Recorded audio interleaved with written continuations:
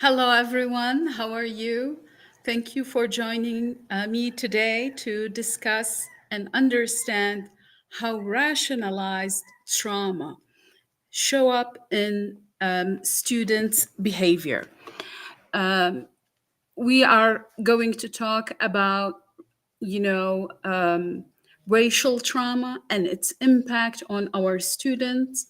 Before we jump in, I'd like to take a minute to introduce myself. My name is Dr. Mishkat Al Mumin. I go by Dr. A, and I'm your brand ambassador with Quarantine Racism. We stream live every Wednesday to connect with our educators, to support them with tools and resources, to navigate their classrooms, and to help them build a healthy, positive racial relationship with their students.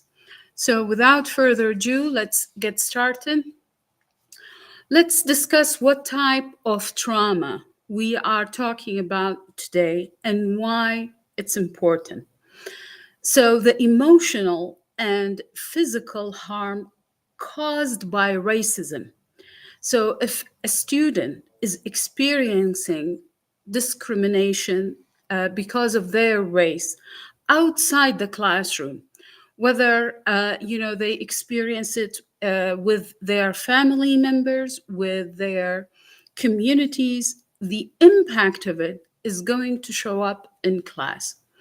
I'd like to take a minute and share with you a story from my personal experience. I studied in Iraq. At the time when I went to the law school, women were not encouraged to, specialize and get training in a male-dominated career path. Each time a professor enters the classroom, either he makes fun of the female students attending, or downplay their answers, or try to get back at them in a way or another. This impacted my learning severely. I stayed up night trying to prove myself, trying to prove to everybody that I belong in that classroom. That impacted, my health. It impacted, how I interpret, classroom dynamics and all of it. So trauma is really, an element that can impact how the student engages or disengages from the classroom. The emotional toll that took part not only on my learning but also on my health was really tremendous. So that's why I engage with my students differently, so as I can understand their trauma. And this experience, helped me understand when my students who came back traumatized from Iraq and Afghanistan and wanted to attend language classes with the Defense Language Institute, I was able to relate to their experience because I went through something similar. The other part is that it includes this type of trauma. It includes direct, visceral, and historical trauma. So,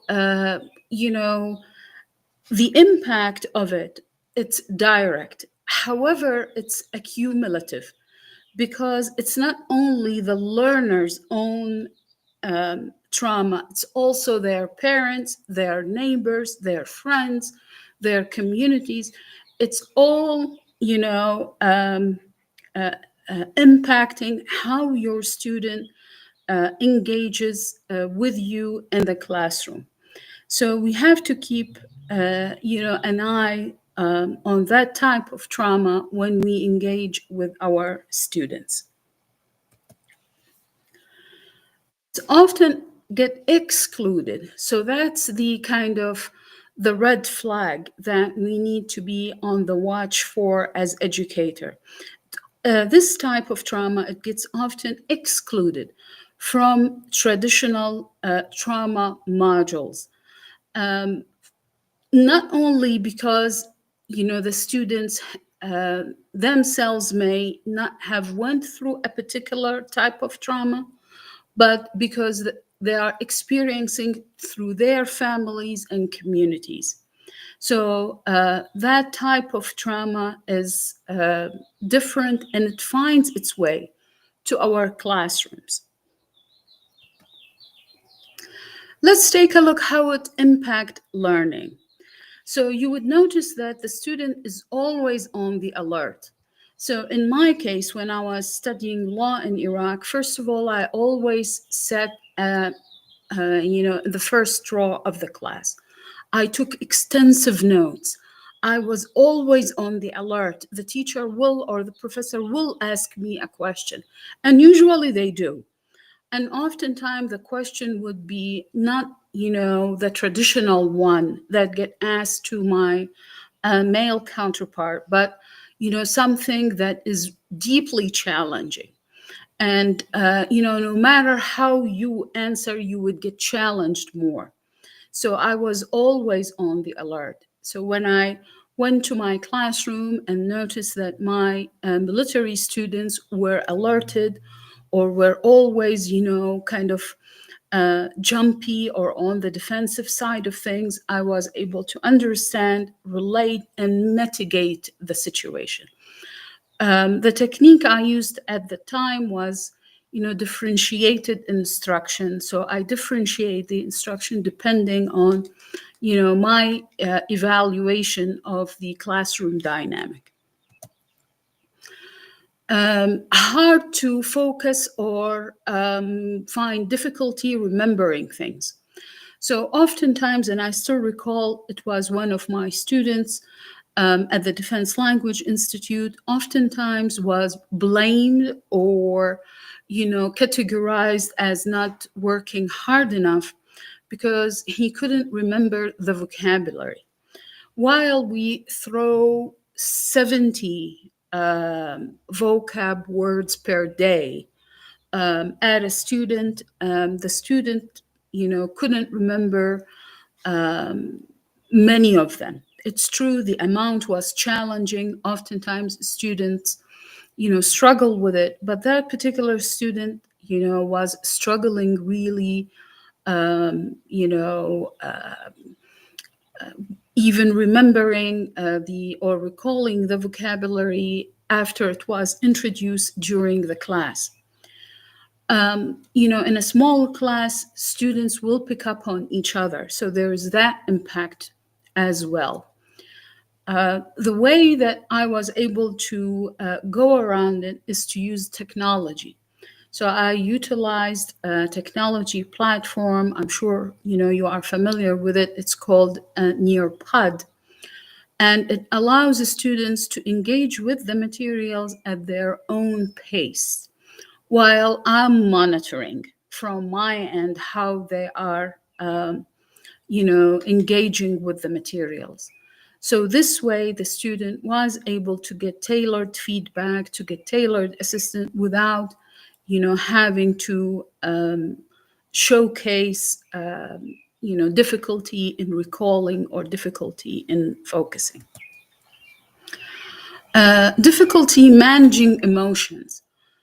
Oftentimes you would see like a student, burst in tears or shut down completely or, avoid, and challenges, avoid participation.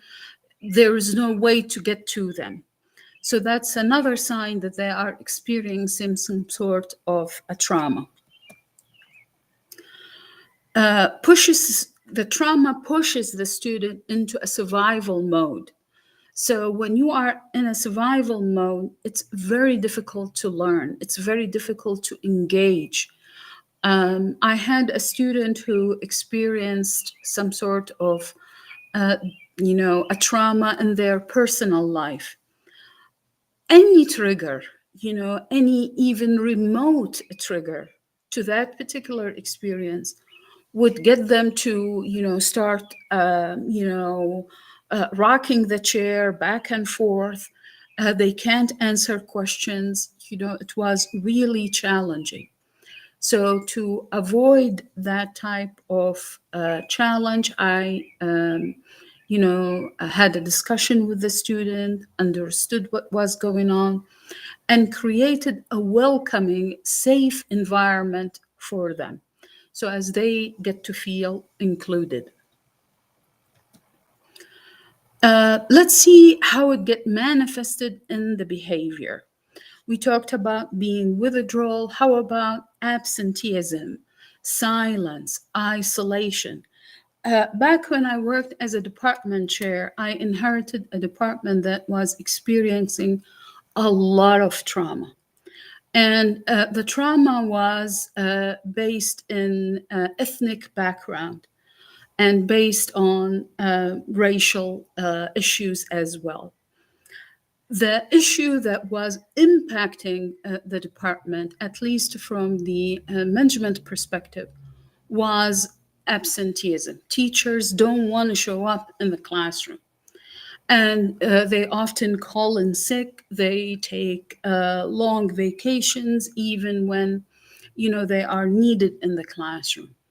The way I addressed it, I started with team building, to bring the team together and to agree on what what is acceptable, what's not acceptable, the standard.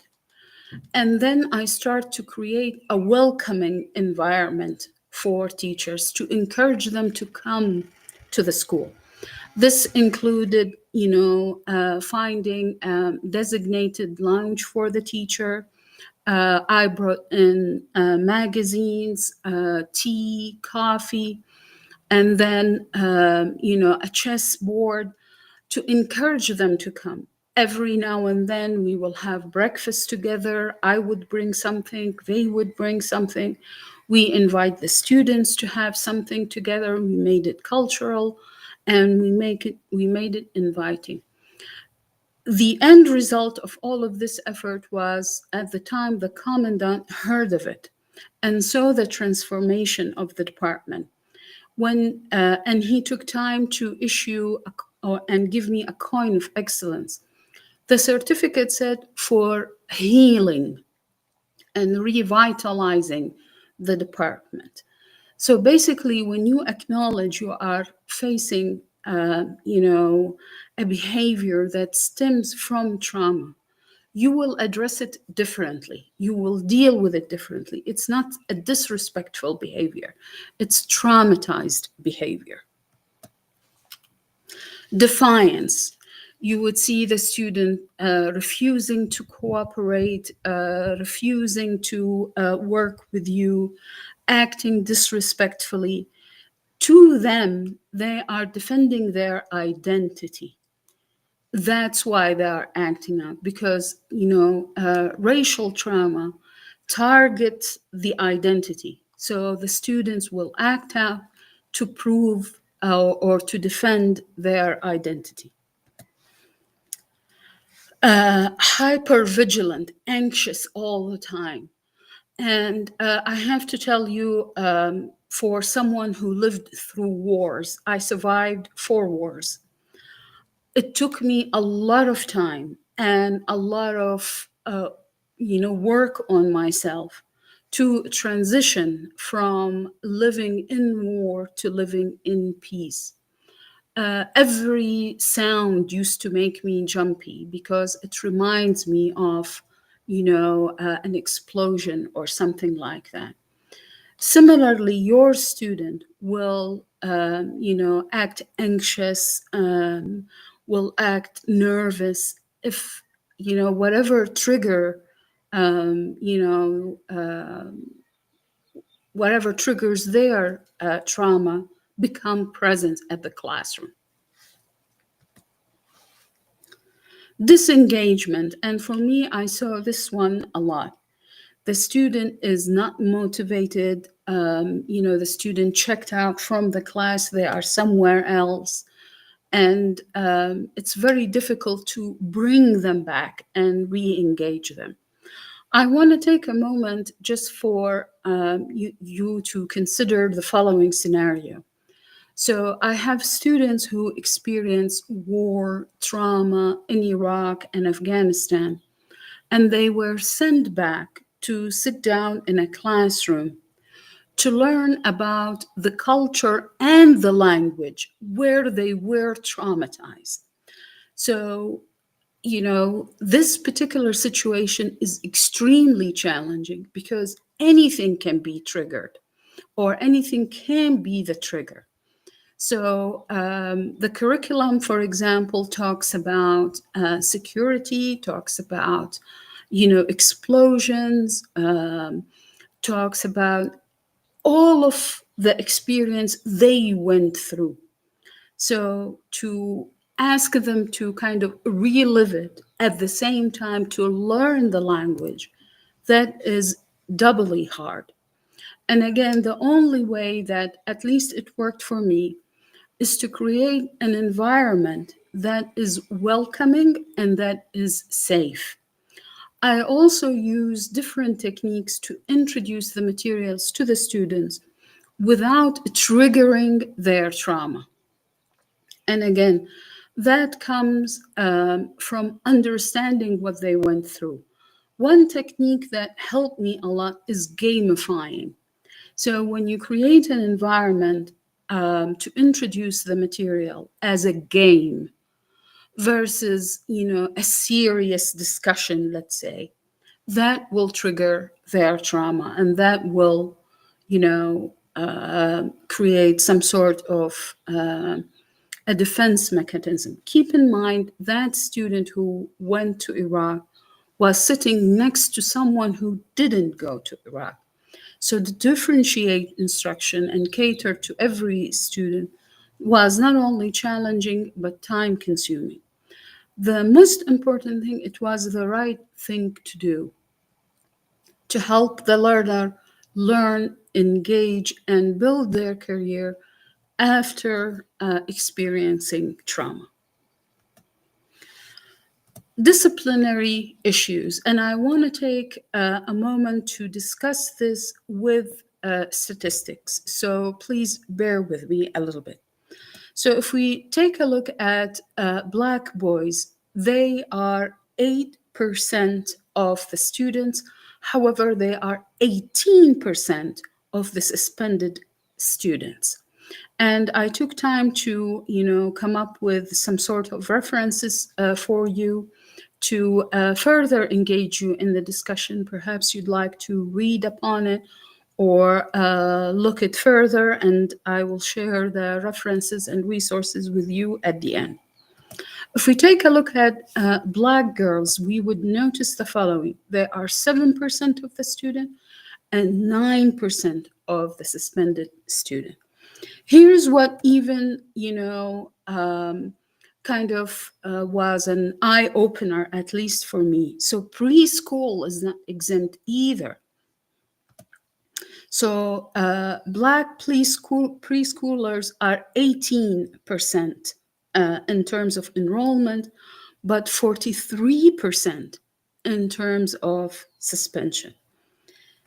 So basically, the disciplinary issues or the disciplinary procedure is not neutral, and it's rooted in racial bias. And it's our job as educators to correct that and to be aware of it.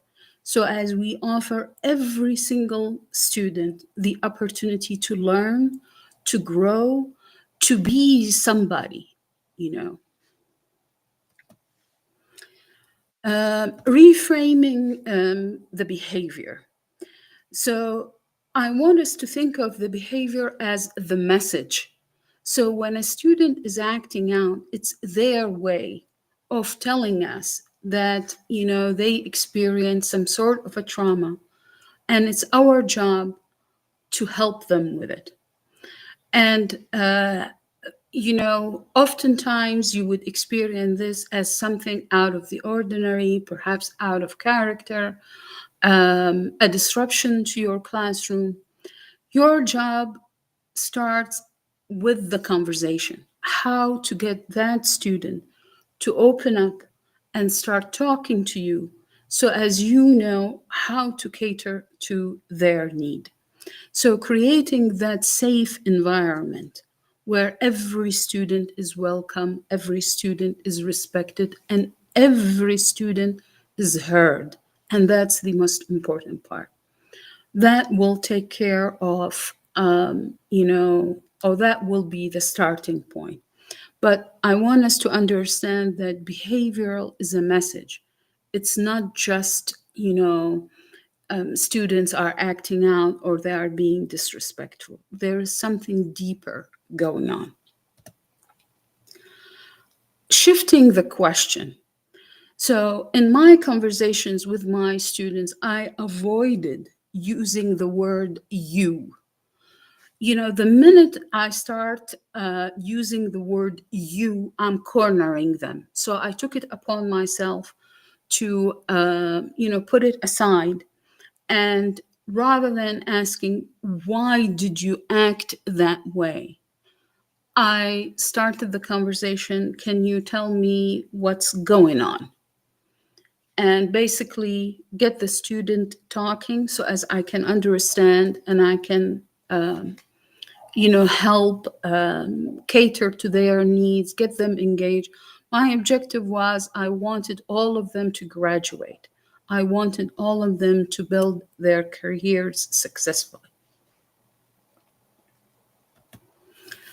Punishment is not the answer. So, and I relate to this point because I come from my teaching experience in the USK is rooted in military schools. I taught in universities, but the bulk of my teaching experience was with military schools. Punishing a student is very easy. All you have to do is to write a disciplinary statement, and it will stay in their record. It will impact their promotion. To be honest with you, I have seen teachers utilize that tool left and right. And I also have seen the opposite. No matter what the student does in the classroom, they are not held accountable. Before, issuing some sort of a disciplinary statement to the student, I made sure to have a conversation with them first. And I made sure that the action is corrected. So my objective was not to punish the student. My objective was to amend the situation. So I would always ask myself, okay, this behavior took place in my class. Who was impacted by it? Who was negatively impacted by it? From there, I would develop a corrective action that, leads to accountability versus punishment. Furthermore, I wouldn't pass judgment on the student. I would refrain from it, and I will,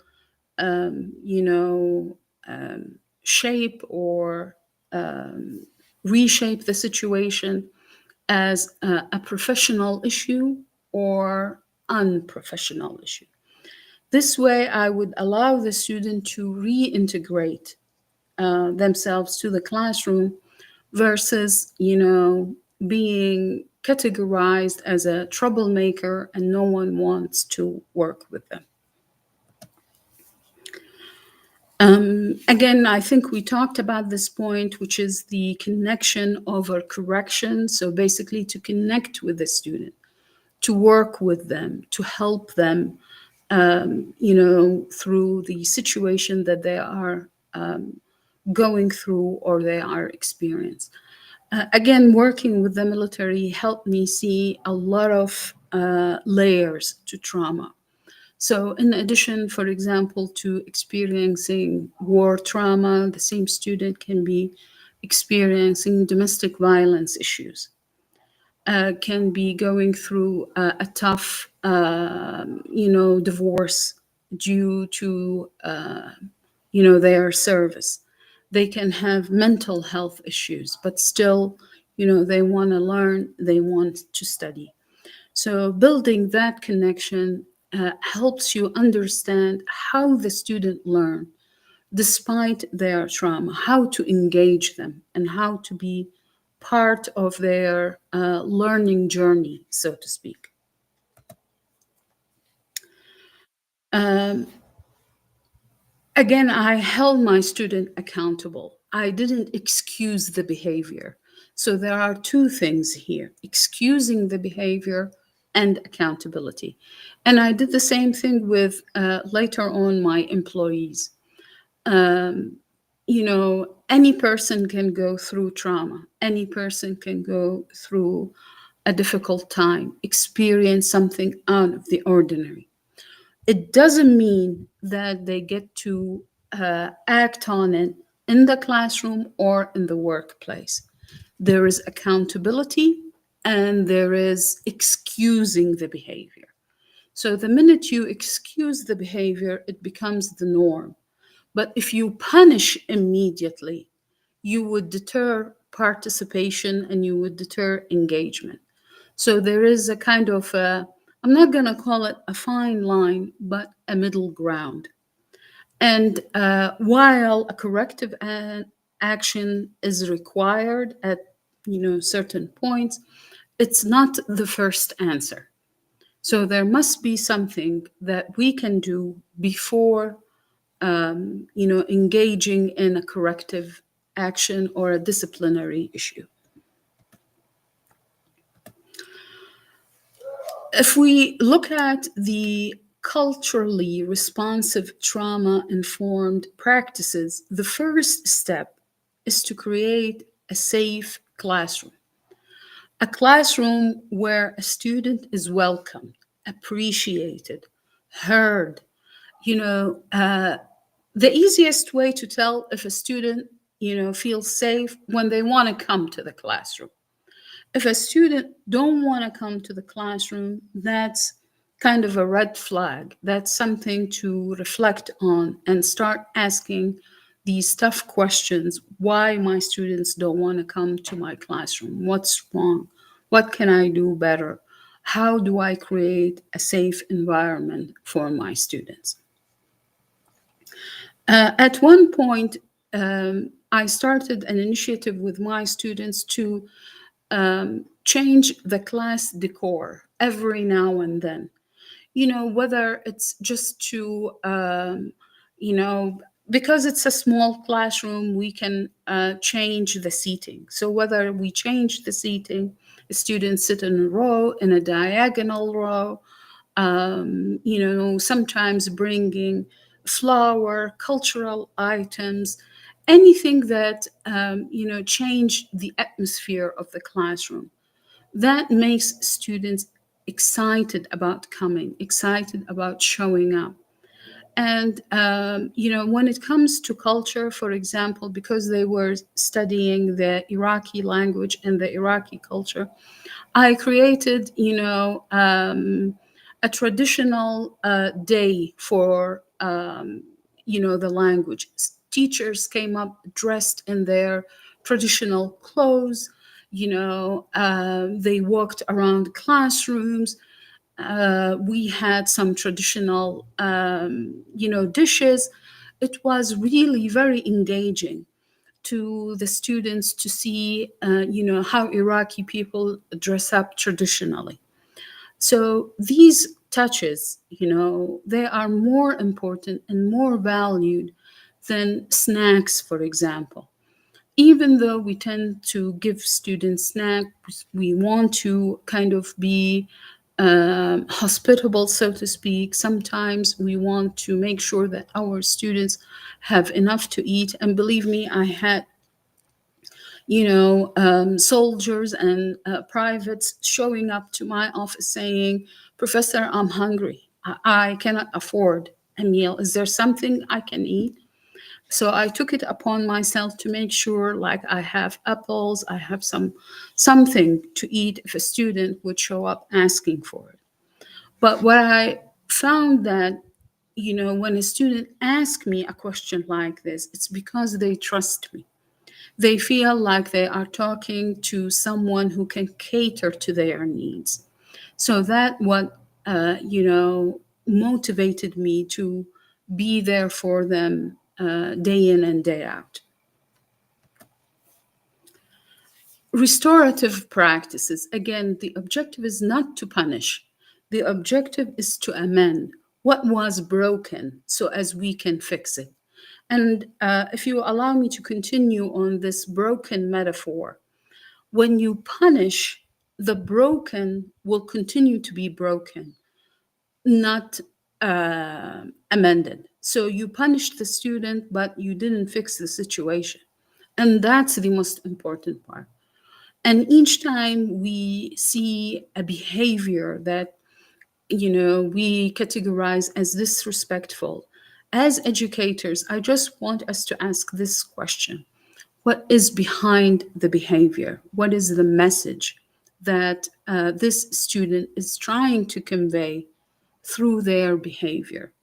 And how can I fix it? What's my role in fixing this situation? Racial identity is very important, because if a student would feel like their identity is being attacked left and right, they are going to act out. Um, you know, uh, Again, when I studied in Iraq and I felt like my gender identity was under attack 24/7, I had all sorts of illness and sickness. Um, I had migraines, I had headaches, I had low blood pressure. You name it, it was there, because I was on the alert 24/7 for 4 years. And then when I continued on my master's and my PhD degree, that another 8 years. So to be on the alert 24/7, it's going to take its toll on your health, on your well-being, um, you know, basically on those around you as well. So I was studying 24/7. I didn't have a life aside from studying book in and book out. So, having the racial identity of the student respected, appreciated, starting from pronouncing their names correctly, starting from checking on them. How are you today? How do you feel? We'll talk a little bit more about it, but having something like the feelings chart. Here is a chart, and show me where are you on this particular chart. To be honest with you, gamifying was the most effective strategy that I used to engage my traumatized students and help them out, experience, the culture, the language, where they were hurt in a different perspective. The other thing that also helped me was songs. So each time I wanted to engage them around a difficult topic, I introduced music, songs, cultural song. The other part was, physical activities. So oftentimes, in the, afternoon after they had their lunch, they will be tired, exhausted, but of course they have classes, they need to show up for them. So I usually would ask the class to stand up, and I use the target language, and we would do an exercise together and laugh a little bit for 5-10 minutes, and then we go back to our materials. So having these kind of activities where they are engaged physically, mentally around something they like and appreciate, such as music, physical activity, even movies, that would help them to overcome, the trauma, or at least put it aside for class time. It's an ongoing effort. So, offering trainings and guidance on how to navigate racial trauma is really essential. And that's why, honestly, I joined Quarantine Racism, because I believe in its mission.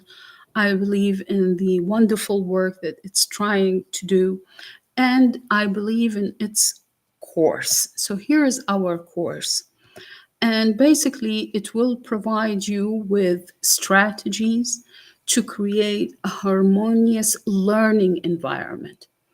It even comes with a book that you can keep, and it will build your cultural competence. It will raise your self awareness to connect better with your students, because the objective is to create a positive racial relationship with your students.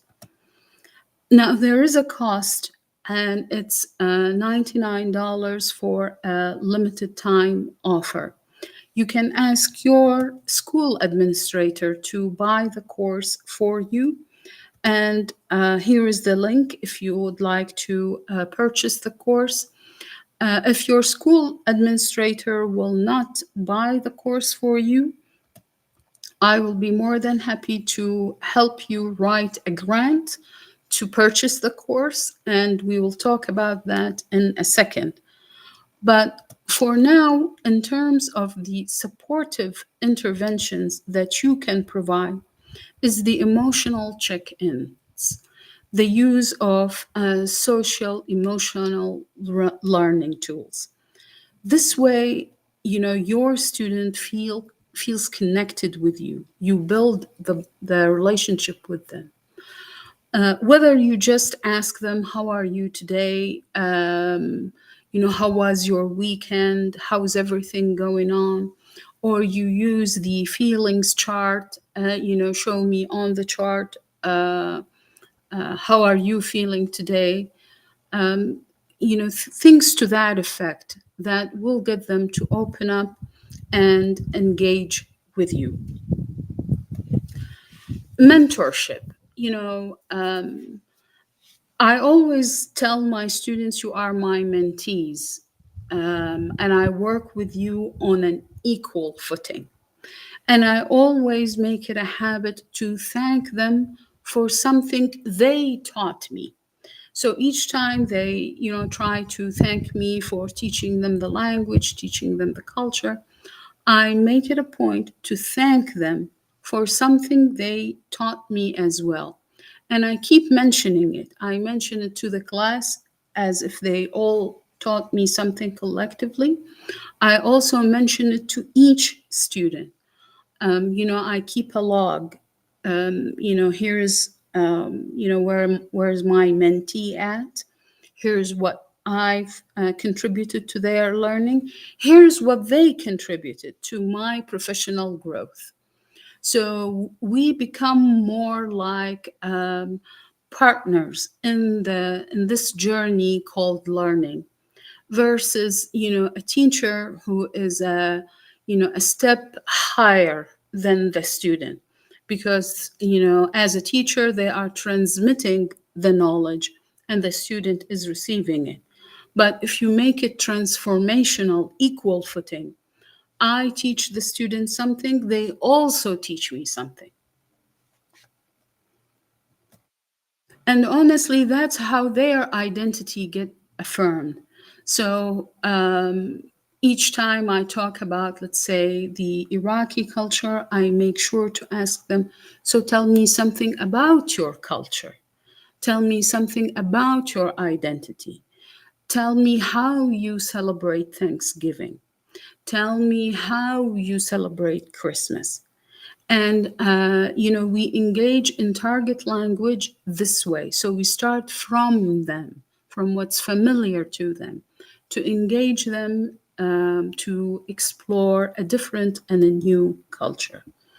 And again, it requires flexibility, and it requires um, you know thinking about disciplinary approaches differently. One of my students decided to use, something inappropriate in the classroom to express themselves. Again, I stopped the class, gave them the look, and they immediately apologized. They knew that they did something wrong. However, there was something for me as a language professor that was broken. Again, you see, I think about amendment and something in the mentorship relationship that also was kind of, I wouldn't say broken, but disturbed. To me, I taught my students a wealth of vocabulary. Why they ignored all of that to choose this unprofessional word and to drop it in the classroom. So, what I decided to do, I told the students I want them to write a paragraph showing me all the words that they learned from me to express themselves in this particular situation without being unprofessional, and I wanted it in the target language. Again, my objective was to amend, my other objective was to empower. I want the students to look inward and see what they have, the wealth of knowledge they have within themselves to express themselves in the target language. The only advantage that I had was I had small classes. It's true, I had many small classes, but each class was a small one, 6 to 7 students per class. But I had classes throughout the day, many, meaning I had 8 classes per day and sometimes 9 classes per day. So, very demanding, but nevertheless, when you establish this relationship with your students, it's very rewarding. Um, I want us to see a couple of case study. One of them is from Auckland Unified School District. So they implemented trauma-informed practices with a racial equity lens to include the following. So they have a restorative justice circle. So basically, when you sit in a circle, you will share what's going on. You will also get to hear from people who were impacted by the behavior. So there is accountability. And the learner, the students will say what was the reason behind their behavior. And then they will commit to changing it. They will also get some help. So if a student is going through something and the circle can help with resources, with tools, with, excuse me, listen to them, acknowledge what they are going through, that's the opportunity right there. Tiered support module. So if you have something that is really alarming, really impactful, there is a support for it. If you have something that is less impactful, there is something or some sort of a support available for it. In the process, the student felt heard. When a student, feels heard, the behavioral issues start to disappear. I have to tell you that part of my training includes conflict mediation and conflict management. And the first thing that the trainer said the minute the cohort stepped in the class is that if you want to end the conflict, people need to feel heard.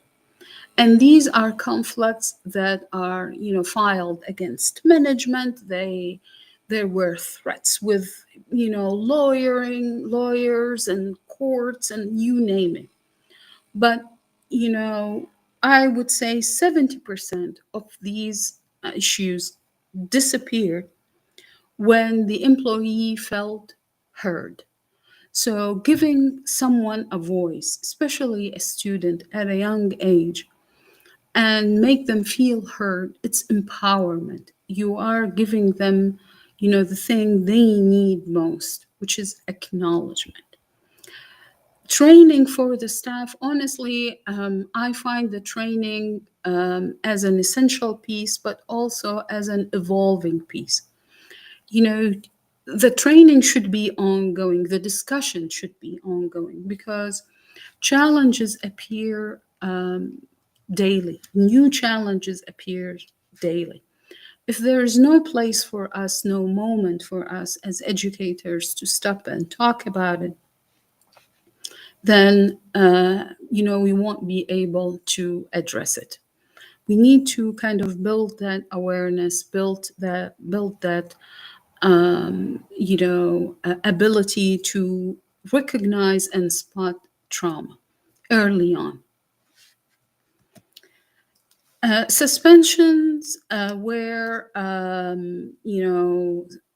start or were dropping, and within 5 years, suspension rates dropped by 40% based on that program that they implemented.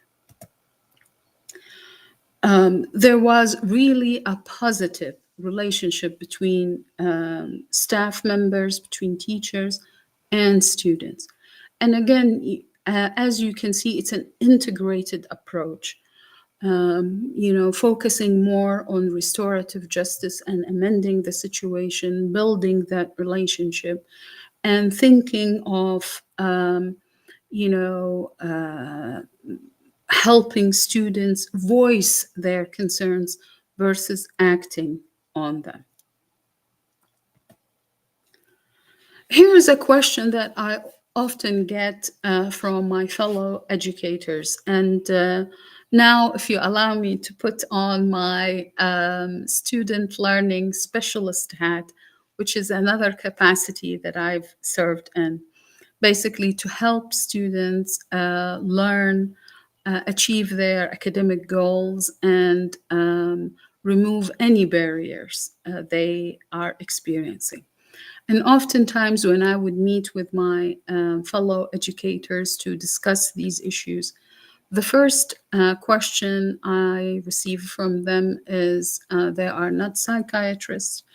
They don't have time, which is true. As I told you, it was very demanding job, teaching 8 hours constantly, one after the other. Sometimes you would teach 9 hours, especially at the time if you are taking study hall, so to speak, which is after classes to help students with their homework. And then what can I do, on top of everything that I'm experiencing?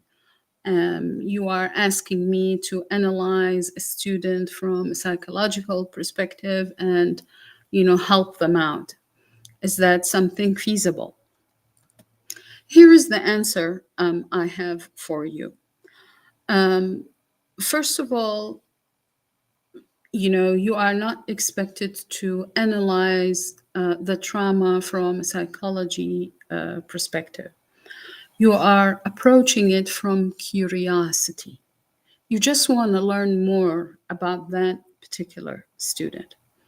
And you want to learn about them more because you don't want to pass judgment on them. I always recall listening to my fellow teachers saying that student is lazy. This student don't want to learn. This one is disrespectful. These are judgments that impact how we as educators engage with these students, whether we know it or not. When you categorize a student as a troublemaker, as a lazy learner, you will not be able to engage them. you will not have the patience to engage them. So we don't want to approach the trauma from a clinical perspective, so to speak, but we want to approach it from curiosity. We are educators. Our job is to, you know, encourage curiosity, encourage questions, encourage engagement.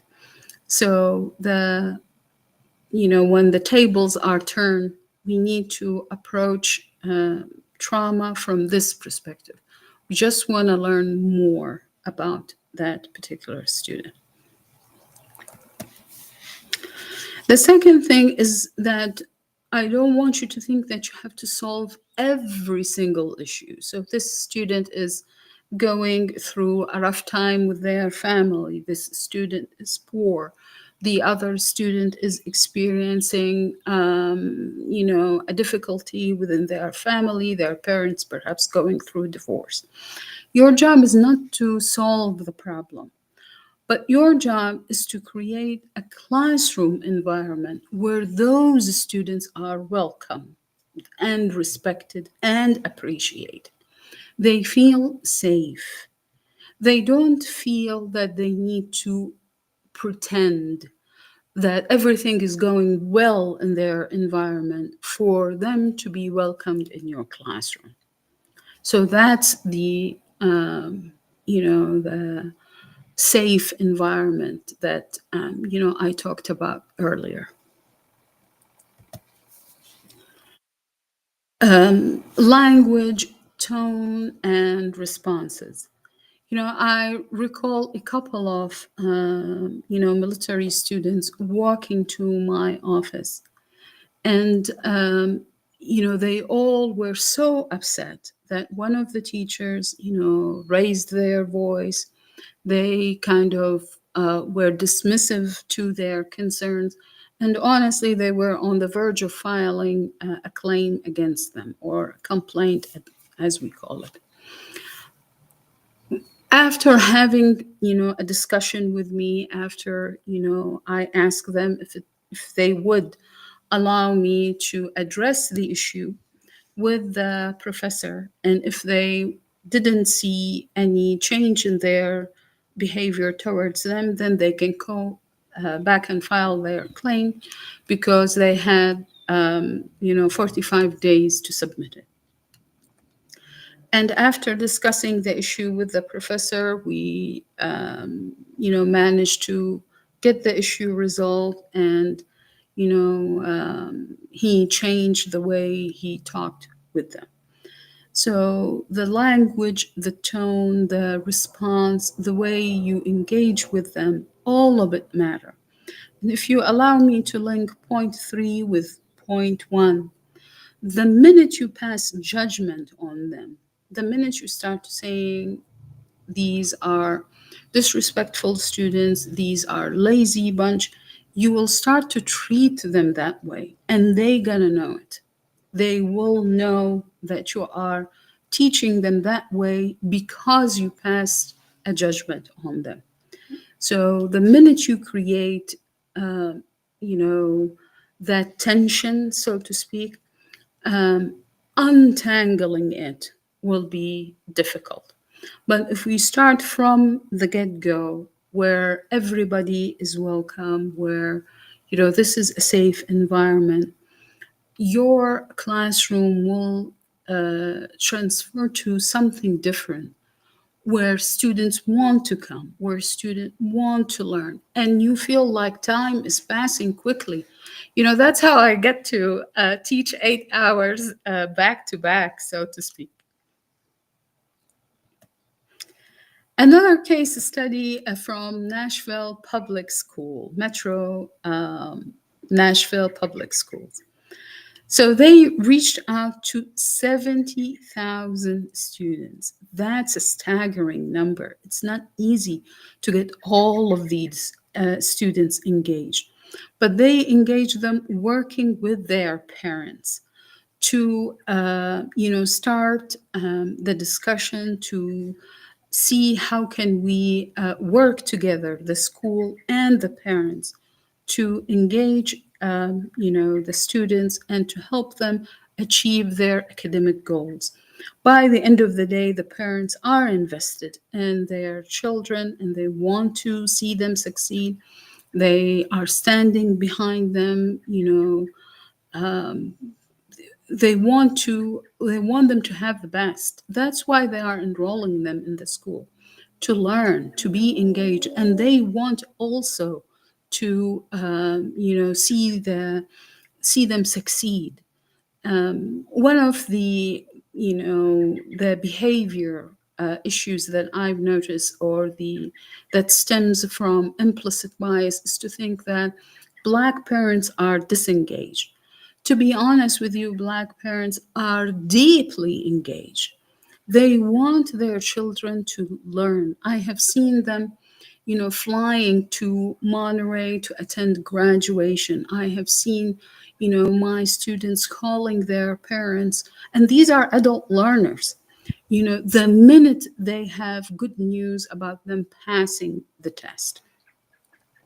So, engaging parents and working with them shows that you recognize that trauma is not only limited to the student's experience, but also to their family and what they have experienced. Supporting the whole child. So, the program sends weekly messages with easy research backed tips. So the tips they were sending, not just some random tips, but they are backed with research, supported by research. And honestly, that point inspired me to include my references for this evening streamings. I usually have them. I have them in my notes. But once when I saw this point, I said to myself, well, maybe I should learn from this point and develop a list of references to share with my audience for this evening. Positive outcome or outcomes across communities. The school reported that a stronger family school connection, and again, it's all about building that connection and positive learning outcomes, and basically, lower suspension rate. And here's another question that I receive also from my fellow teachers through my outreach activities with them as a brand ambassador, through my online engagement with them as well, is that my school lost funding and we cannot provide trauma informed resources anymore. So, what can we do?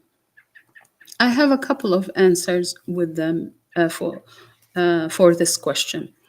One, to acknowledge that funding challenges are real, but you are not alone in this process. You do have help and you do have resources. The communication of success is a consulting business that I founded. And the entire objective of the communication of success is to help educators and nonprofit leaders write grants, write competitive grants, seeking funding. I'll be more than happy to help you submit a grant application. There are grants ranging from $5,000 to $50,000. And the money is available, and you can apply and receive the funding you need, versus thinking you are alone in this situation and you don't have resources. The communication of success is, it has its own website. You can Google the languageofsuccess.net. You can reach out to me on LinkedIn. You can even look up the language of success on LinkedIn as well. And I'll be happy again to help you write a grant and apply for funding. If you want to reach out to me on LinkedIn, my LinkedIn is at Mishkat Al Newman, and I'm more than happy to help you out here. My conclusions and call for action. The racial trauma is real and it impacts behavior. There is no way around it. But our job as educator is to recognize it and respond to it with compassion, not punishment.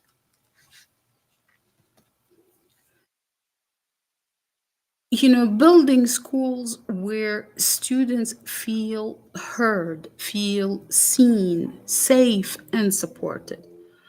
One of the experiences that I go through with,